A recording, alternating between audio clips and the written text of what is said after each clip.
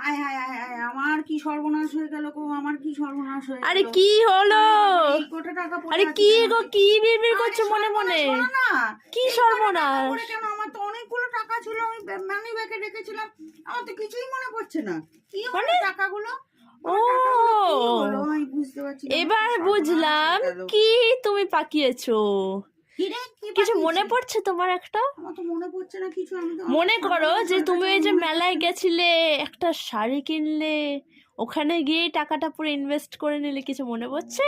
ও তাই বলি, এবার আমি একটা ঢুকেছে শাড়ি ঘটে। কিনেছিলাম না, হ্যাঁ, আমার তো মনে পড়ছিল না, তাই বলি আমার ব্যাগ ভর্তি টাকা ছিল, কোথায় গেল টাকাগুলো, কোথায় গেল? ও শাড়ি কিনেছিলাম না, তা আমি কিন্তু ওই জন্যই বলি যে টাকা ইনভেস্ট না করে একটু কিছু রাখতে শেখো। আমার তো জানি লোভে পাপ পাপে মৃত্যু হয়, তুই তো জানিস শাড়ি কসমেটিক ছাড়া আমি থাকতে পারি না। আর তাই বলি সর্বনাশ তো একটা হয়েছে, সে শাড়ি কিনেই একটা সর্বনাশ হলো।